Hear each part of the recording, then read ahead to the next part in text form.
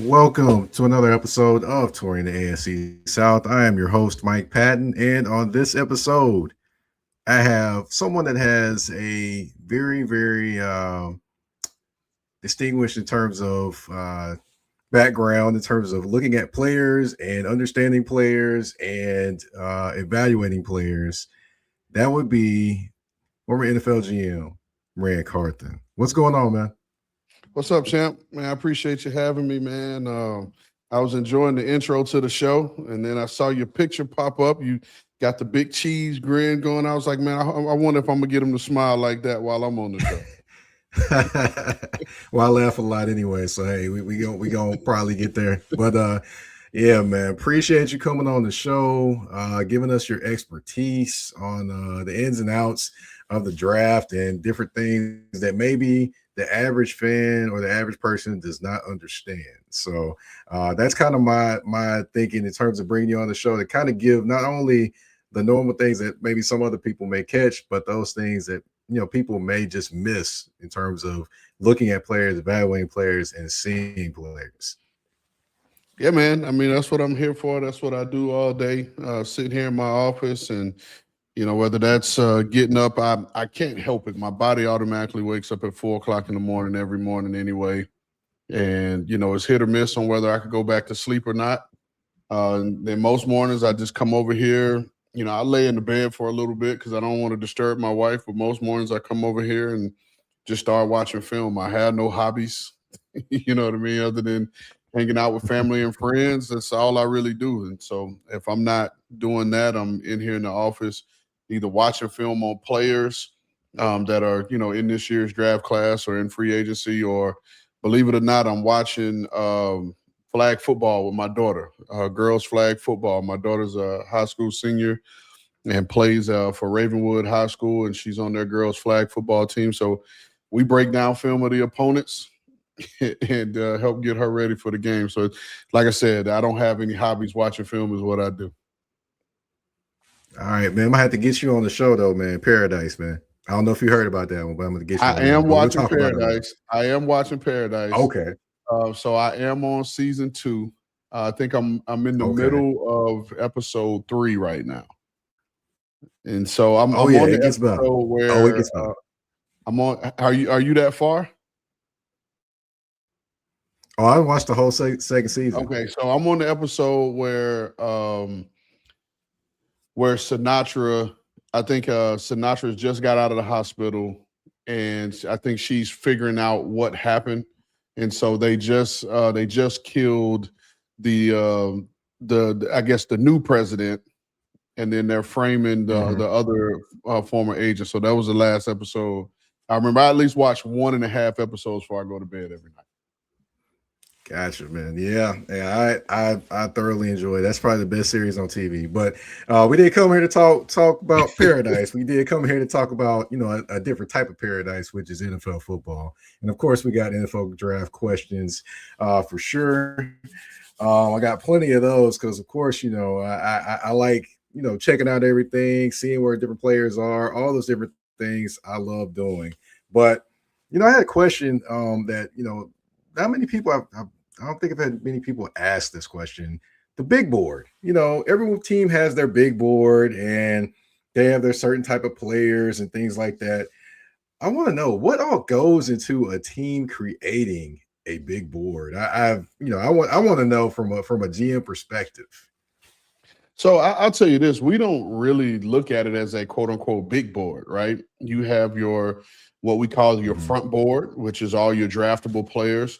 And then you have a board typically behind you, we call the backboard, which are some guys that you like in college free agency. Now, some of those guys may end up coming from the front board, depending on how you graded them. But we don't necessarily break things down as, hey, here's my big board, here's my top 50, here's my top 25, my top 100. We don't necessarily do it like that. You have some form of that, right?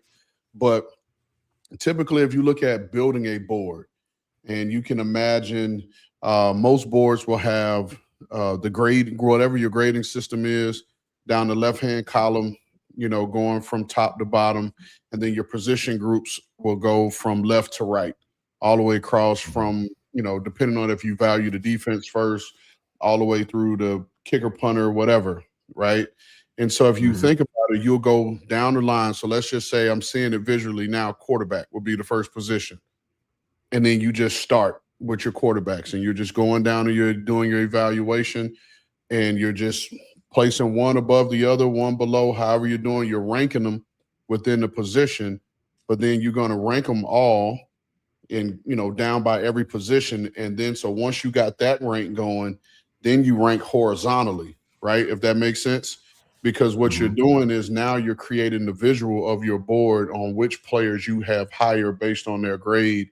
And when you're looking at it from a visual perspective, now you're looking at it like, okay, we have this quarterback rated higher than this pass rusher or whatever the case may be. And sometimes when you're sitting there, let's just call it in the 3rd round or the 4th round, and there's just a card that's just sticking out above the rest because you didn't expect him to be there or you have him rated higher than everyone else that's on the board. So that's the visual that you see that gives you like, whoa, this dude is really standing out. For us, I've had it work both ways. I was just talking to someone earlier. We were talking about Demetrius Crownover, the big right tackle from Texas A&M. And I said he reminded me of Rob Havenstein. I think both of these dudes, their size is very similar in their height, weight, their arm length. I think both are a little better athletes than people give them credit for. But I just remember 2 things about the year we drafted Rob Havenstein in St. Louis was, one, he was the first player that every single coach, every single scout had the same exact grade on, right? And then I also remember that year it being a run on tackles.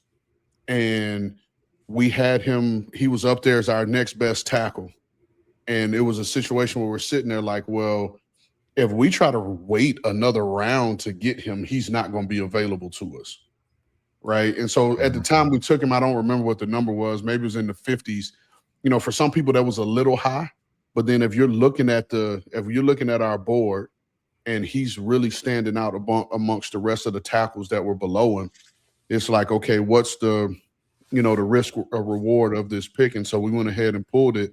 Then obviously he's started there every year his career that he was, with the organization. So that's just kind of the visual when you think about the board, not necessarily the big board, but how you're setting your board. Okay. All right. So I was going to ask this question a little later, but, I kind of want to dive into it now. So since we're talking about the big board and things like that, best player available versus, need. Of course, you have some that will talk about, hey, you want to go get the best player available. You want to do this, you want to do that. But you have other people that will go and maybe get a need that you need, like maybe a little bit too soon, with maybe some would say. So are you more of a BPA guy or a need guy when it comes to the draft? What I've learned is to be flexible. And I think every draft is drastically different. And I think sometimes you have to play it based off of what that particular draft class is. And there are scenarios where you say, hey, man, this draft class is so strong that, you have to, take the best player available. If it's just a player that's just standing out that you're like, man, I didn't think he would be here.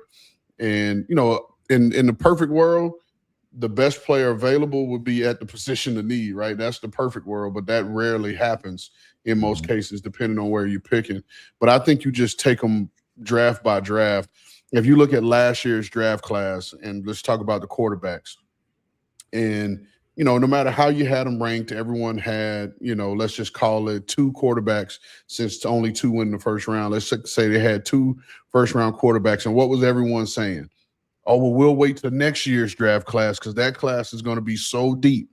And so they hedged their bet, right, on there being a ton of quarterbacks in this draft class. But now what are we saying? Well, there may only be 1 first-round quarterback in this class because why? Oh, next year's draft class is going to be even stronger. And that may ultimately be the truth.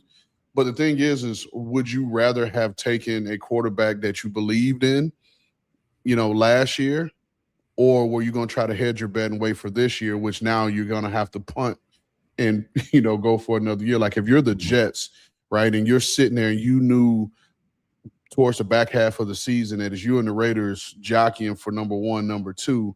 Well, you felt good about it initially because you're like, oh, all right, Fernando Mendoza be number one, whether that's to the Jets or to the Raiders, and then the next person would take Dante Moore.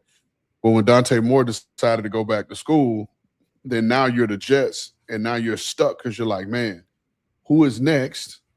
And do we ultimately want to say, hey, forget it, we'll wait till next year when we got 3 first-round picks and we have the ammo to move up to go get a number one, get the number one overall pick. So it's, again, that's why I say you can have a philosophy, and some people have just hard line, I'm a needs-based guy or I'm a BPA guy. I've just developed the philosophy of taking each year as it comes for what it is. Okay. All right. Right. Fair enough. Fair enough. So, getting into the evaluation of players, and of course, that can be tricky with a lot of different circumstances around. And this next particular player, a circumstance came up. That'd be Ruben Bain. Of course, with Ruben Bain, the concern is 2024 reckless driving. I think it actually someone passed away when it came to that.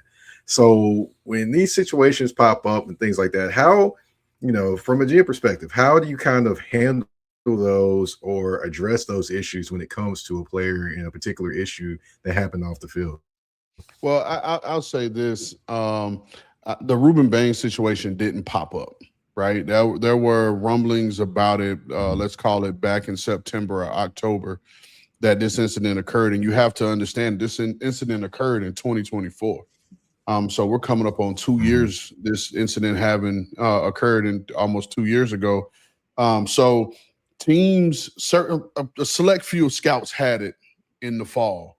And so it started to permeate and it started to become more and more of a conversation. And it was like, oh, well, let's look into it a little bit. So for it to drop now, I'm calling it questionable timing, just based off of motive. I don't know what the motive was from whoever decided to drop it or where they got the information. Listen, we all got families to feed, and you got to get whatever traffic to your website, your Twitter account, whatever you need to do to, create income for yourself. But, this situation is a super unfortunate situation because someone did lose their life. And it just so happened to be someone that was in the car with him. And I take it, Mike, I take it to another place where,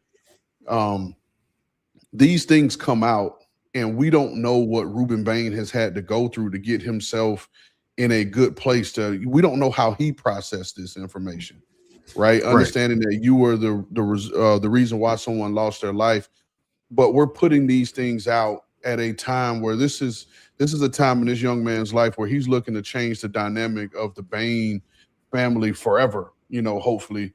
And so the timing of this of this coming out, especially when scouts have had it for so long, right? The timing of this just does not sit right with me, if I'm being honest about the whole situation.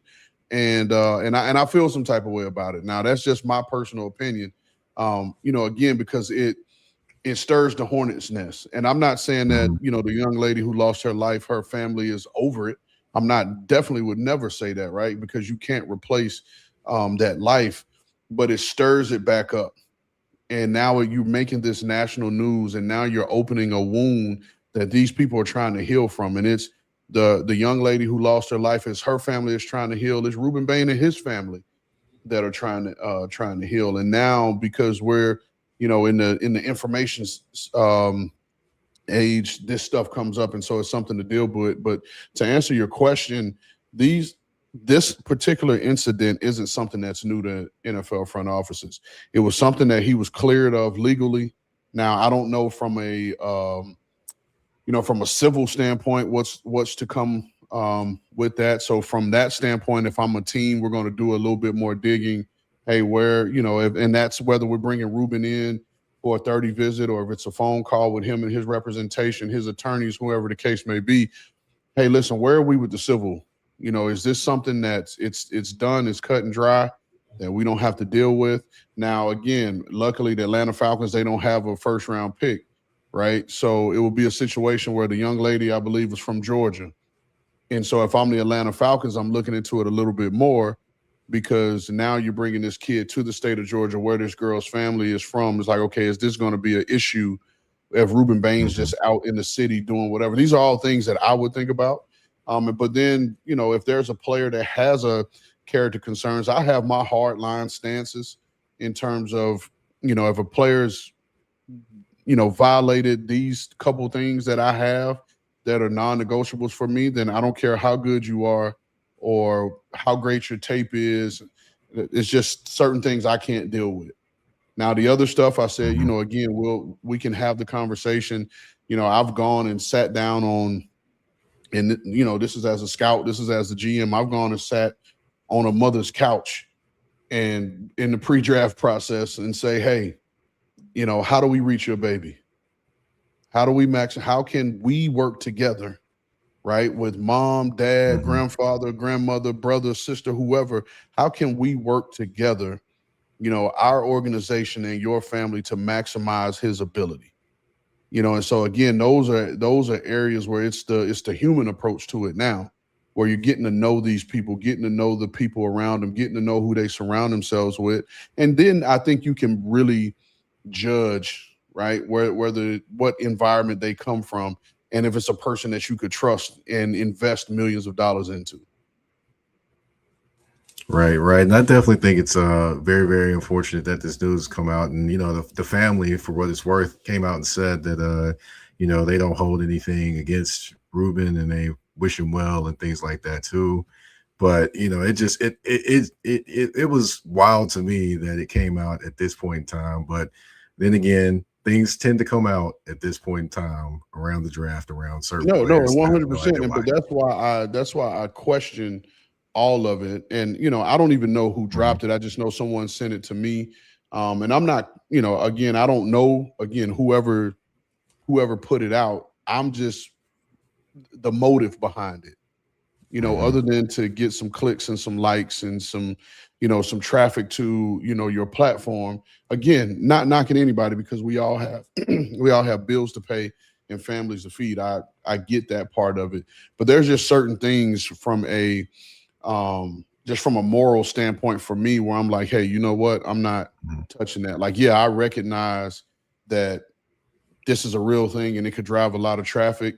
But again, sometimes, man, you have to step outside of yourself and think, about the big picture of it all. And like I said, I found out about it let's call it September or October. And, as much as I'm on with CBS and all the different things that I'm doing, I never brought it up. Why? Because that's just something you just leave that alone, right? And especially if he was cleared criminally, right? It was, whatever the case may be, there's nothing from a law standpoint where he's going to jail or he's a felon or any of those things. So, man, sometimes you just got to leave that stuff alone and allow people to heal. I totally understand. I thought it was, I didn't like it either when it dropped, and I was like, what is going on? That was my first reaction. It's like, what is going on? But then again, I thought, okay, this has got to be somebody's got to be up to something. So we kind of had some of the same thoughts about how this news came out, and I'm like, it just kind of was. I kept double checking to see, and I'm like, they said 2024, right? I kept doing that a couple different times. In terms of another situation here, but kind of changing, of course, the dynamic here and going to a different area. There are two teams in this draft. They're both in the AFC South. They don't have first-round draft picks. That is the Jacksonville Jaguars, and that is the Indianapolis Colts. Now, with that being said, they're going to have to make those picks count. So how much pressure is on them when you don't have a first-round pick and you kind of have to, evaluate from just a kind of a level back than everyone else? Yeah, I mean, the crazy thing is you got to make all of them count, right? Because you don't know when ownership may change their mind about your tenure and whether you are fit to do the job. So every pick matters, from the first pick, that you get on the first day to the last pick you get on day 3. They all matter. They all count. But when you're sitting there, especially in this division in the AFC South, and you see the Titans have a new coach, everything's exciting. They're going to be more attacking. Obviously, DeMeco Ryans has come and stabilized the Houston Texans organization, and you know what you're getting when you play the Texans every week. And then Indianapolis made some big moves, you know, to end the season last year, trading for Sauce Gardner. And then you get the deal done with Daniel Jones, and then you get Alec Pierce, and you trade Michael Pittman.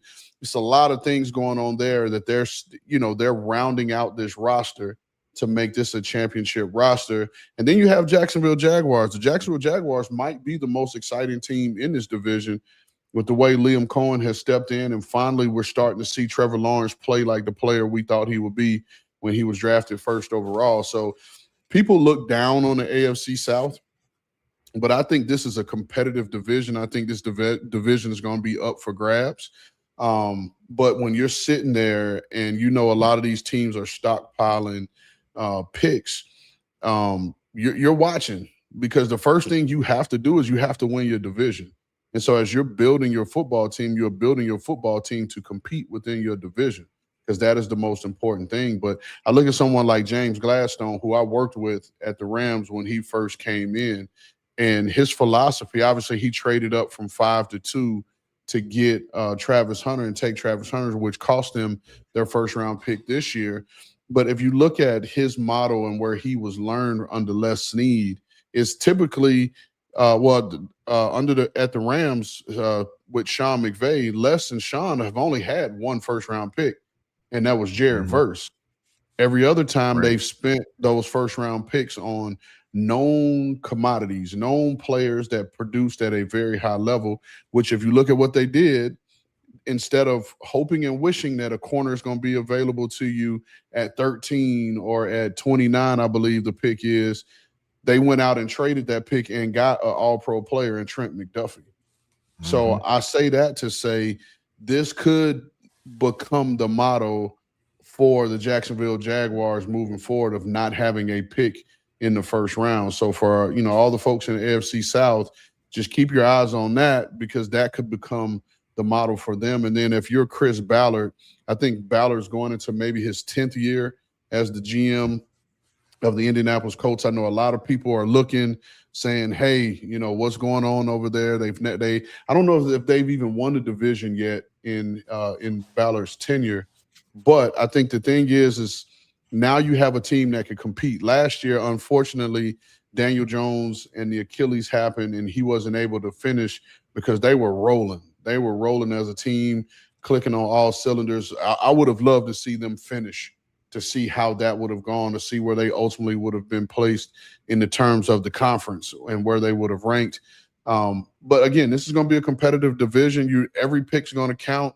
And the more you have, the better you're going to be able to build your roster, and particularly build the depth on the back end, because this is a physical, brutal division where, attrition is going to set in. Guys are going to miss games, and you're going to need those backups, those back end picks to kind of step up and play some of those roles. So, it'll be interesting to see how these two teams in particular move forward, especially with the Titans having a pick, in the top 4, and then Houston's first pick isn't until the 20s, I believe. 28 is their first pick.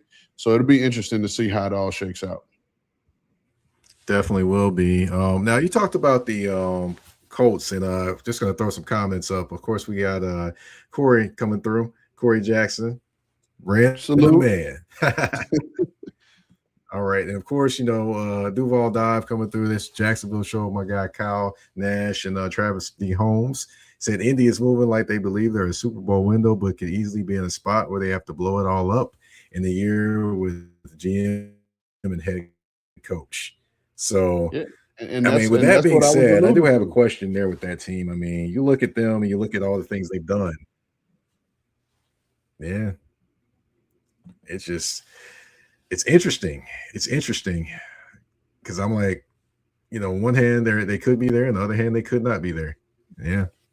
Yeah, no, but again, that's I'm sorry, you don't go out and give up the first round pick to go get a Sauce Gardner unless you believe you are a Sauce Gardner away, right? From completing the roster and being able to compete.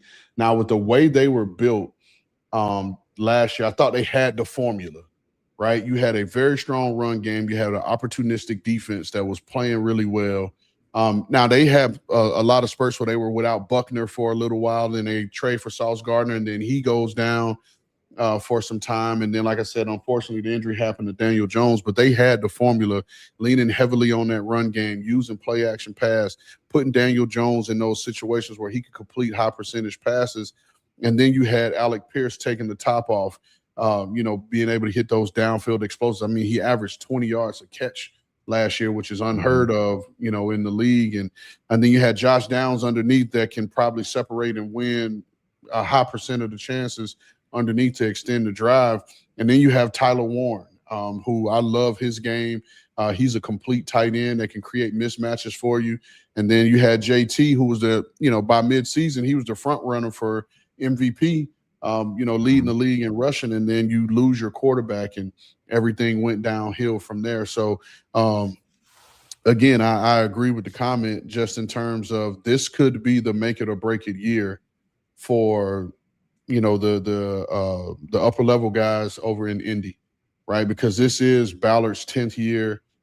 He's had multiple head coaches, and this could be that year where they're now looking like, okay, we have to get it done or we have to move on. Because you also got to think new ownership, although Carly Ursay has been around the program, who there's probably not very few people in terms of ownership that I respect more than Carly, just because how she goes about her business. I hate when I hear people say, why is she on the sideline?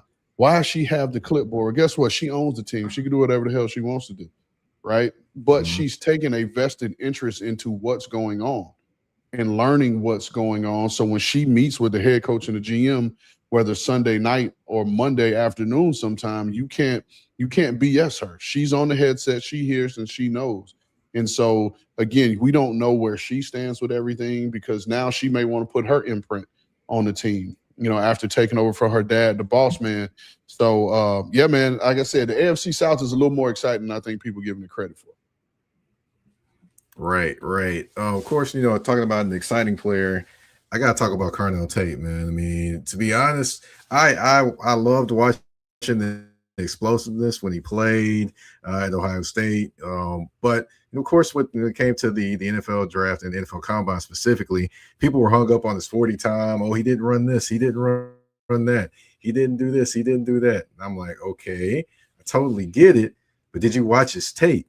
So, do you get caught up, or do executives get caught up in how fast they run the 40, or do they look more at the tape and the production on the field? Well, I came up, the first GM I ever worked with was Thomas Dimitroff, who, he came from that New England system. And then I worked under Les Snead, and I worked under, John Lynch. And the one thing we always looked at more than 40 speed was play speed, right? How fast is the guy on the field? That's where it matters.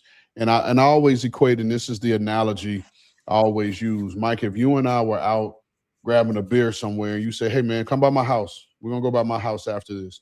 And you gave me your address. We're leaving from the one destination and we leave at the same time. You're going to get to your house faster because you're not thinking about it. You're just instinctively going. You know which light takes a little bit longer. You know which street has a little bit more traffic so you can hit the back roads. I'm just following the GPS. And so I can't drive as fast, right? I can't drive as fast because now I'm like, wait a minute, is this the stop at 400 feet? I got to make this right. Is this the right? And so I equate that to guys on the field. When guys know what they're doing and understand what they're doing, they instinctually just go and play fast, right? And so that's where the difference comes, because when you just running a 40, you're just running straight ahead. There's no thinking involved. There's no, other than getting from the start to the finish, there's really no landmark, for you to get there. So to me, you have your guys that run 4.38 on the field, but then you put them on the field and they don't understand what they're doing. They're not playing 4.38. Give me the guy that plays 4.38. And some of that is instincts. And again, knowing what to do. So I look more so for play speed. Now, to me, the stuff at the combine should confirm what I saw on tape, right? Or give me a little bit nuance. Like there's certain offenses in college football, and the receiver position, it's just a hard eval, it's hard to eval safeties in college because they play deep. You don't really get to see them do anything. So the combine, seeing them move in the drills, is like, okay, now I can actually see this guy. If I'm looking at a safety, flip his hips, transition, get out. Now I can see his range. Oh, this receiver, who in his college offense, if he's on the backside of the play, he doesn't have to run a route. But now I get to see this guy run a slant, run a hitch, run a speed out, run a corner route. I get to see these things at the combine. So again, those things should confirm what I've already saw. Now, speaking of Carnell Tate, love Carnell Tate's game, liked his size. My comp for him was a little smaller T. Higgins. I recently saw T. Higgins down in Fort Lauderdale. We were at an event, and I didn't realize how big he was when I saw him in person. That is a big, big dude. And so that's why I say Carnell Tate is a little smaller version of T. Higgins. But I say that to say, although I like his game, I don't know that Carnell Tate is a true number one wide receiver. And to me, if I'm taking a receiver in the top 10, unless I feel like I'm a Carnell Tate away from being, a legit offense, a legit program, I'm not taking a receiver in the top 10. Jordan Tyson, and I get the injuries, and that seeing him perform here in the coming days is going to be huge for him.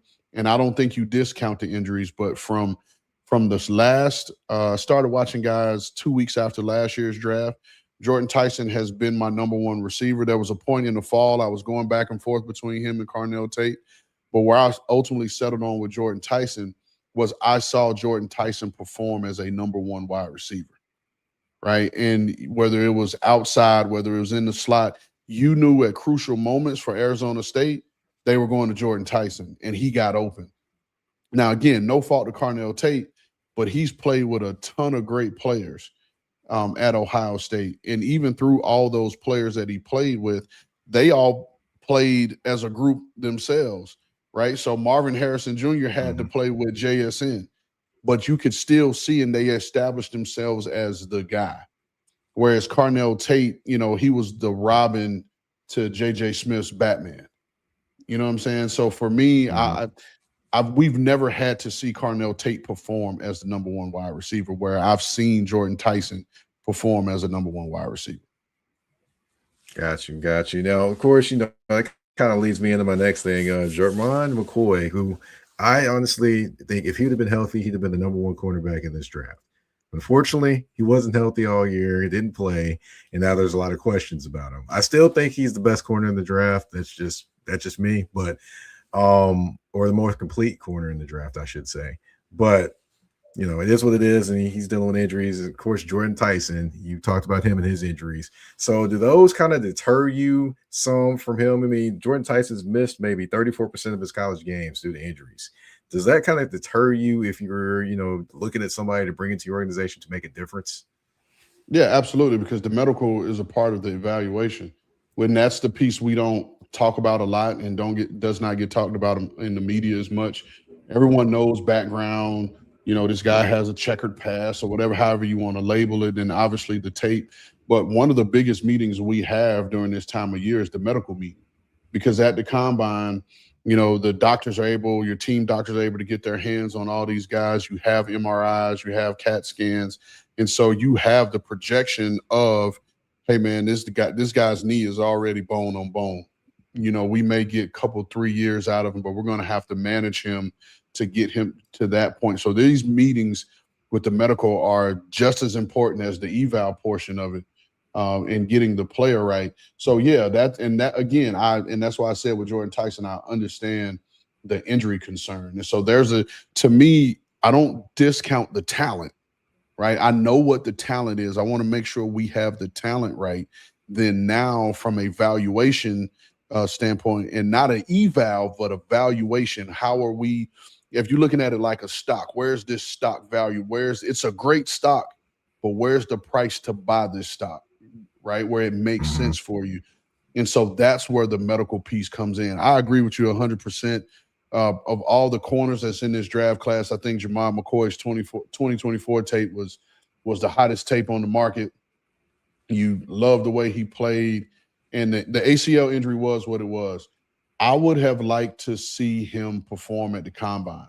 And I thought if he would have performed at the combine and did the position drills and did all those things, then he could have reestablished himself as the number one corner. But when he did not perform at the combine, and I don't know what his excuse was, I'm vaguely remembering saying, "Oh, I'm not quite ready. I'm gonna wait till the pro day." To me, that causes a little bit of concern because combine, you were 12 months removed from this ACL injury. And we've seen guys come back and play 9 months, 6 months, whatever the case may be. And they tell you, well, you really don't feel like yourself till 12 months. Well, he was a full 12 months removed from the injury and still felt like he wasn't quite ready. So that would have gave me some pause, some concern, and say, hold on, let's wait and see what this medical is. And let's see how bad this knee really was and what can be done for him moving forward. Gotcha. Okay. Now I do want to talk about three other gentlemen, and of course they are athletic freaks. One of them, Sonny Styles. I did not expect Sonny Styles to perform the way Sonny Styles did at the combine. I mean, running as fast as he did, jumping as high as he did. I mean, the agility, and then you see the tape, and the tape kind of matches literally what he does. So I'm like sitting there thinking to myself, I'm like, man, can this guy be better in the pros than he was in college? I mean, have you seen somebody that their tape is kind of like, okay, wow, hold on here, or they're just their performance at a combine, like, okay, hold on here, what did I miss? Can I go back and watch this tape and maybe see this type of speed potentially? No, I'll tell you the first person that came to my mind, and this is going to maybe sound to the viewers like I'm cheating, but Julio Jones. I was in Atlanta when we traded up with Cleveland to take Julio Jones. And, I mean, you saw Julio Jones perform at Alabama, but Julio Jones wasn't a 1,300-yard receiver or 1,100-yard, 1,200-yard receiver. You just saw a big man that was moving, that had skills. And when he got to the combine, I think Julio ran 4.3, between 4.35, 4.38, if I'm remembering correctly. And he ran that with a Jones fracture in his foot. And so it was like, well, wait a minute, let me go back and watch some more tape on this big dude. Because I think at the time he may have been close to 230 when he did all these things. And so it made you go back to the tape and say, hey, can I see that? And the cool thing about Sonny Styles is he's making a transition from safety to linebacker. So what we saw on tape in 2025 was just his second year playing the position. If you go back and watch 2024, he looked like a guy that was new to the position, where he still had traits and skills, but there were things, block destruction, quickly keying and diagnosing, finding the ball, where it was a little step off. It was a little twinge off, but then you saw the market improvement from 24 to 25 this year. He got more settled. And so, yes, I think he has the ability to be a better pro. Because, again, he's still learning. So now he's going to get here to the next level, to the highest level, and really learn the technical side of playing linebacker. And so I look at a guy like Fred Warner, and I've heard it today where people comp Sonny Styles to Fred Warner. I don't use that comp. Maybe I'm cheating with my comp. I say Tremaine Edmonds. Because they're both 6'5", 240-pound guys that ran well, that are really long, that can cover, that can play sideline to sideline. But my thing with Fred Warner, if you go back to when Fred Warner came out, he played mostly like a big nickel. He was lined up over the slot out in the Mountain West at the time when he was at BYU. So he was never in the box and playing off-ball linebacker. And so I always give Robert Saleh and D'Amico Ryans credit for seeing the vision for having Fred and putting him in the box. And obviously he started as a rookie and hadn't looked back since and will be a future Hall of Famer. But again, better pro than college player because he had more time on task as a pro to develop and learn the nuances of playing the position.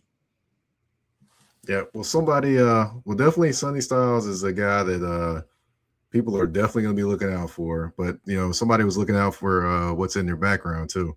Sports with Sunshine said I peeped at Gator helmets. Hey, I rep everywhere I go. Hey, man, be careful doing that in this area, man. I'm joking. Listen, I have a Tennessee Gator plate. It's on my car, so That's my thing. My man Duval Dive is on it, man. He's hitting us with the comments. Yeah. Let's see what he's saying. Yeah, it says, Styles being a green dot signal caller is also a big thing, showing an ability to communicate and get guys lined up at a big program following year one at linebacker. That is impressive. And I'll Very tell you impressive. another thing, Duval Dive. If you go back and watch any of Sonny Styles' interviews in the pre-draft process, he's a super impressive young man. So when you talk to him, when you have a conversation with him, I remember he was on our set with the first pick with CBS, and we talked to him. And when he left, I looked at my host Ryan Wilson, and I was like, "This dude's gonna be successful at life."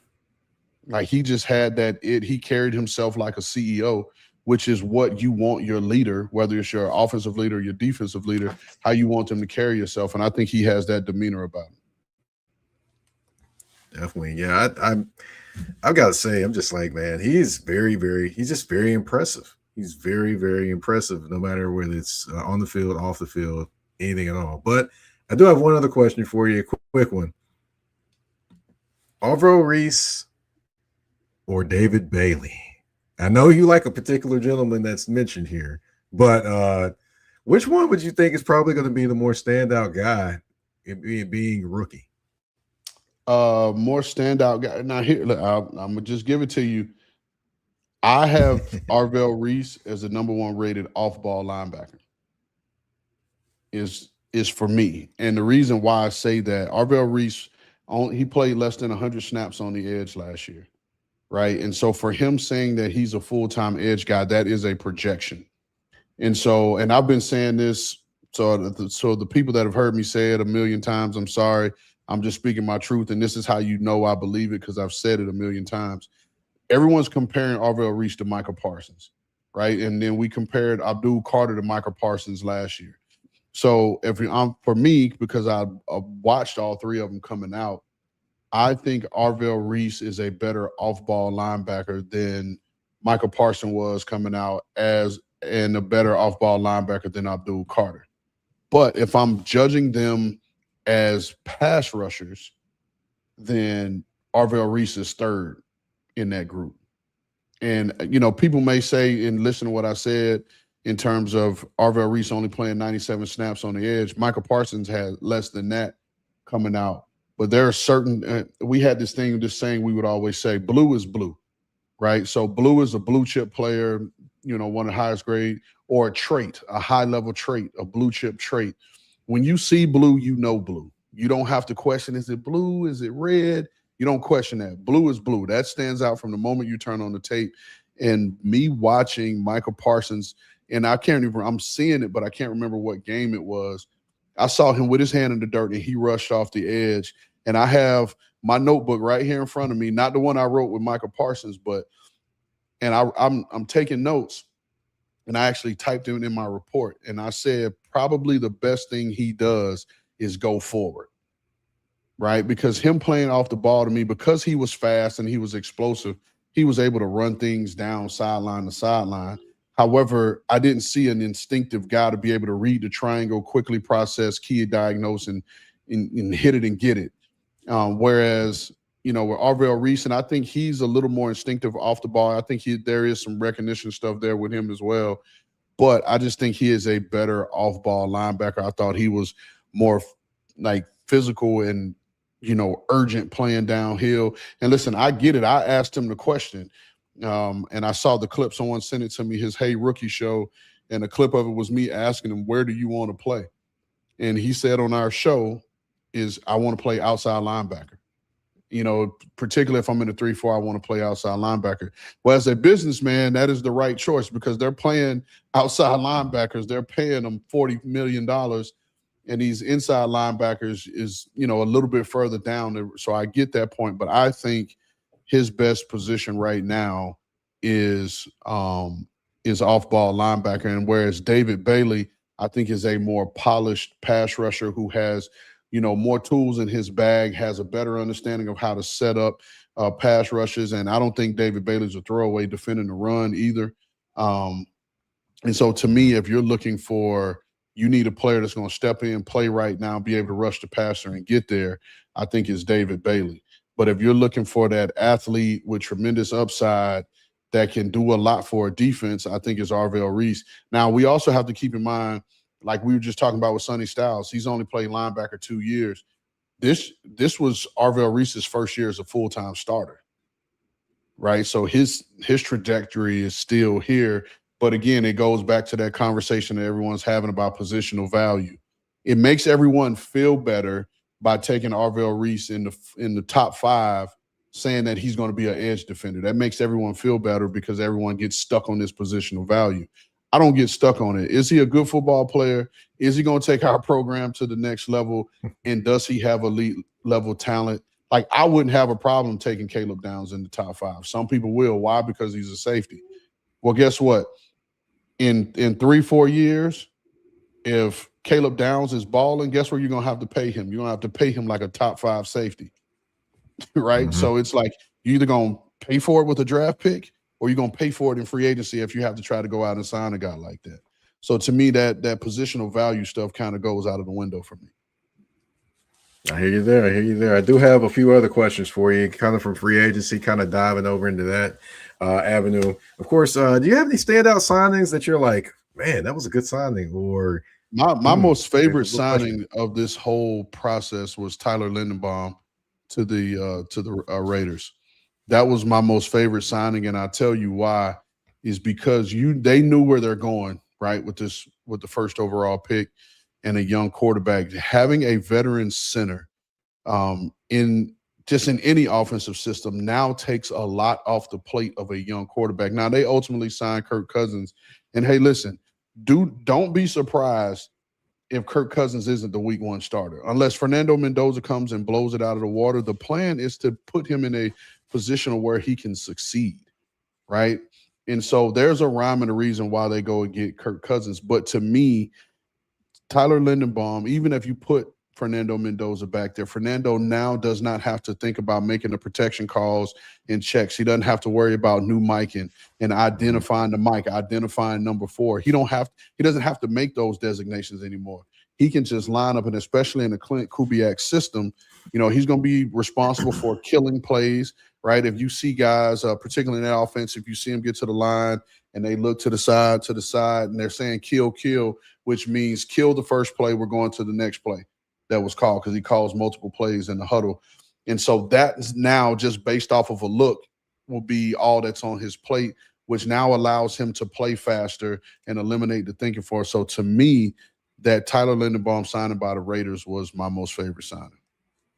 Okay. All right. Speaking of signings, I do like to talk about, there's teams that sign a lot of people and there's teams that sign very few. To give you an example, of course, the Raiders and Titans signed a lot of people. The Texans, Jaguars didn't sign a lot of people, but they had little impact sign. I wouldn't say little, but they had impact signings. So to me, I want to ask you, is there more pressure to get the signings right when you have a lot more money, when you have a little bit of money, in terms of like keeping the right pieces around or re-signing the right pieces when you're a contender as opposed to trying to build a contender? I think the pressure's on when you have a little bit of money, because you got to stretch the money. It's just like growing up and you got $10 and you got to decide where you're going to eat, if you're going to go to the movies. You got to stretch those $10. So you have to be strategic and you have to be disciplined, right? You have to be disciplined in terms of how you spend your money. So it's a lot harder when you have less money to deal with or to work with, but then you still have to get players. Now, here's the trick. If you have less money and not a lot of draft picks, that's an even worse situation to be in, because now you really have to hit on the draft picks. But if you have a lot more draft picks and a little bit of money, then you can take a little chance here and there. But I think even having a ton of money, right, requires some discipline, because now you can't go out and just throw money at every player and we're going to try to just buy this team. And the other trick too is, just because the numbers say that you have $200 million to spend, that doesn't necessarily mean the owner's going to give you $200 million to spend, because there is a thing, cash versus cap. Right. The cap says one thing, and I'm just going to keep it real. You can manipulate the cap in how you structure these contracts and make everything fit. But the big number for ownership and for the business side is how much cash are we actually paying out. And although it may be 200 million in cap space, the owner may say, hey, look, we're only going to spend 100 million in actual cash.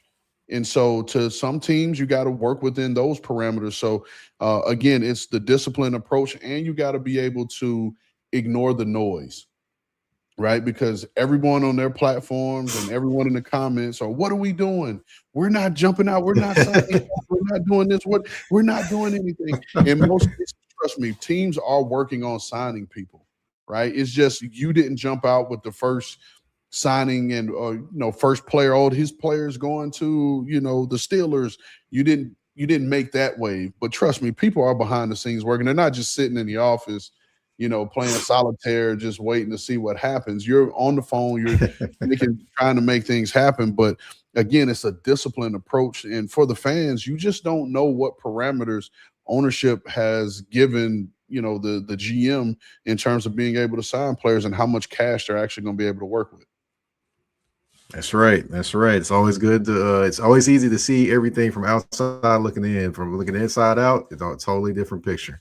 But speaking of different picture, of course, DJ Moore gets signed or gets traded, to the Buffalo Bills from the Chicago Bears. And of course, people are saying, hey, he makes their wide receiver room better. And I get it that he makes it better. But is he enough for the Buffalo Bills to take that jump offensively and kind of set, their wide receiver room in order? I don't think he is, but, maybe somebody else is. And I think DJ Moore is a good player. I love his physicality and I love the nature that he brings. And I think he'll have that connection downfield with Josh when he's, on the move. And DJ understands because he's played with Caleb and played with other guys that, how to spin out, get vertical. And he knows that he has a guy that can push the ball down the field. But is he enough? I'm just going to err on the side of no. And the reason why, I think just with the mix of the wide receivers that they have, I'm still a Keon Coleman guy, and mine is personal because I have a personal relationship with Keon, and so I'm always be biased, and I think Keon could be good if he locks in. Now, Keon has to do his part, and I've told him that. You can't complain about what's been said if you hadn't done your part. And so trust me, Keon's in the lab, and he's working. And then you got Khalil Shakur, who's going to be like a slide gadgety type of guy. And so, but again, I would love to see Buffalo add that one dynamic field stretching deep threat to that offense on the outside, because you got Dalton Kincaid and Dawson Knox that can work those intermediate areas. You got James Cook in the backfield. That's a home run waiting to happen. Obviously, you got Josh Allen that can run around. You got a solid offensive line. I think this defense is built to play with a lead, is the way I think they had traditionally built the defense. Now they're switching their defense from being a 4-down team for the last 8 years or whatever it was. Coach McDermott was there, to now they're switching to a 3-4.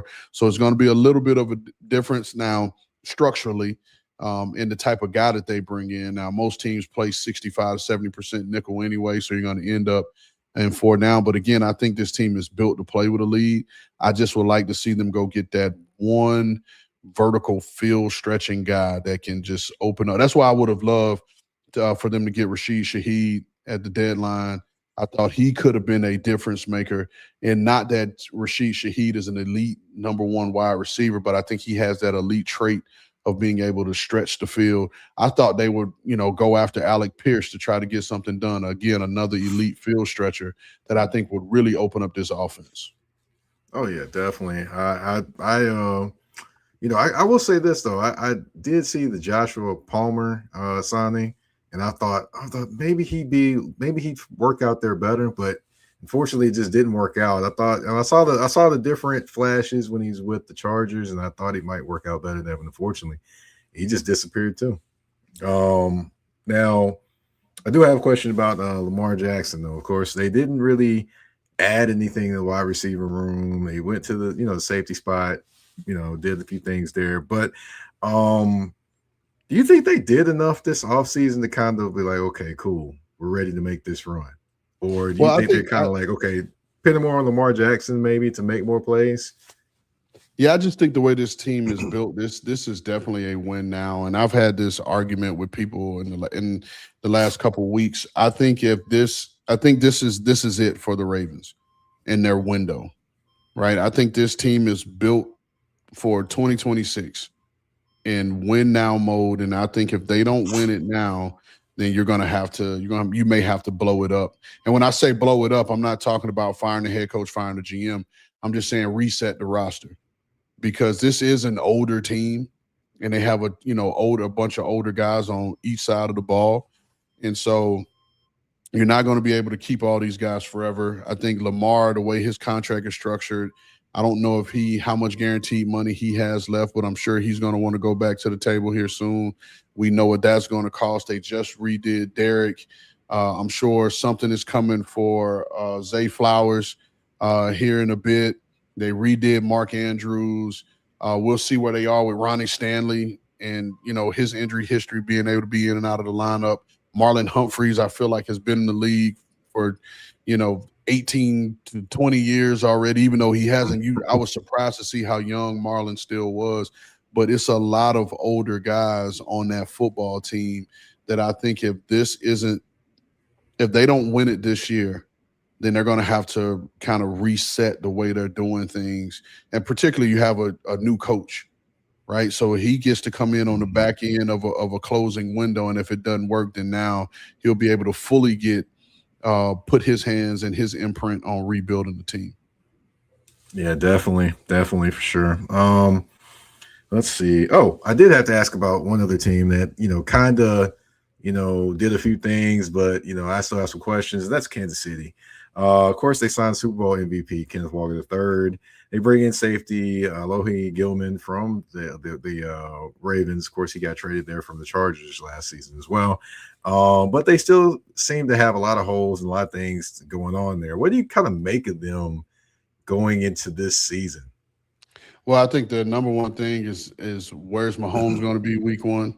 And I think regardless of if he's out there week one or not, I think that's why you go and sign Kenneth Walker, so you could take some of that pressure off of Pat and have a guy now you could turn around and hand the ball off to 20 times a game until Pat is back healthy or back 100% and being able to play his game.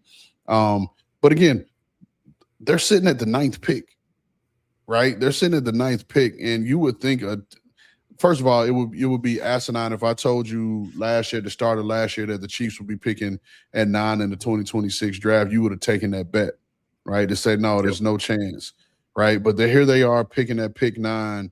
And so for them, they're pick 9 and they're pick 29 now. Mm-hmm. And so they got a couple shots at being able to just get those 1 or 2 to 3 couple pieces that they need to kind of retool and get them right back. So I'm never discounting an Andy Reid coach team, let alone an Andy Reid coach team with Patrick Mahomes as the quarterback. So, but again, starts with Mahomes' health and where he's going to be week one. But again, I think that's why you go and sign a Kenneth Walker. You finally give them a back that they could turn around and hand the ball off to take some of that load off until I think we'll really start to see the real Pat probably week 5 or week 6, whether he's playing or not. I think that's when he'll be fully back healthy.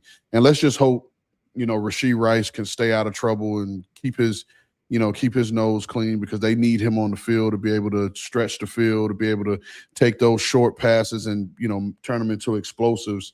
And then with Travis Kelce, I don't care that they did a long-term deal with him. I think that was more so, being cute with the salary cap. It's still a 1-year deal. I think this is his last year. I think this is another team that's probably in the last year of that window before they have to retool and kind of look at the way they're doing things. But I'm never discounting, again, Andy Reid coach team with Pat Mahomes at quarterback. Right. And then also with their picks, I would bet one of those picks is going to end up being a cornerback. And it would not surprise me if Colton Hood ended up with the Kansas City Chiefs. So we did, and I want to shout this out, Schrager Hour, which is Peter Schrager's podcast. Myself, Peter Schrager, Phil Yates, and Dane Brugler, Phil Yates from ESPN, Dane Brugler from The Athletic. We got together this morning and we did a mock draft. And so, for all the viewers and listeners, please go check that out. I think it was some really good content, but we took Mansour Delane at number 9 for the Kansas City Chiefs. So they were able to get their corner and get arguably the best corner in the draft. Now, here's the thing. If you look at their history, I think they took Trent McDuffie in the first, but that was in the 20s. But every other corner that they've had, they've hit on those day 3 guys. And then they even with Mooney Ward, Travarius Ward, he was an undrafted guy to Dallas. They traded for him and brought him in, and obviously he became a real guy. L'Jarius Sneed was a 4th-round pick. So they know what they're looking for. Steve Spagnuolo knows what he's looking for, and all the other defensive coaches, particularly the DB coaches. So if they take a corner this high, they really view this guy as an elite corner that can shut down a side of the field for him. Yeah, it's definitely going to be interesting to watch the rest of the draft and free agency, because there's still some moves to be made. There's still some pieces out there. And Ran Carthon, I want to thank you for coming on the show. If you can, tell everyone where they can find you on social media or any other outlets. And, of course, you mentioned the podcast, but I'm pretty sure you got more. Yeah, man. Check us out on With the First Pick podcast. You can get it on all your streaming platforms. You can check us out on our YouTube page at With the First Pick at CBS Sports HQ. Myself and Ryan Wilson, we put a lot of content out covering the draft. We've done perfect mock drafts for all 32 teams. We've done how to fix every team, the perfect fix for every team. Tomorrow, we're doing an unveiling of of Ryan's big board, and then we have a 7-round mock draft coming this week. So check that out. Otherwise, if you see anything else with my name on social media, it's not me. So don't think it's me. I'm not on social media that way. I'm thinking about getting on, but we'll see. I don't know if I'm mature enough yet to deal with comments. So I'm working on that. The Lord isn't done with me yet. But no, man, I appreciate you coming on, man. I know it's really been 2 years in the making of getting me on for the show, but I'm glad this was able to work out. This was fun. Like I said, man, I don't have hobbies. This is what I do, just in terms of just watching ball, talking ball, whether it's here at my house or at one of the local cigar bars, having a cigar and talking ball. This is my fun. Awesome. And thank you again for coming on. Thank you all for tuning in to this episode of Touring the AFC South. Of course, you can find me on all listening platforms, Touring the AFC South on Spotify, Apple Podcasts, iHeartRadio, Amazon Music, you name it, we're there. And we're also on YouTube at the Mike Patton Network. Thank you all for tuning into this episode of Touring the AFC South. We're out. Peace.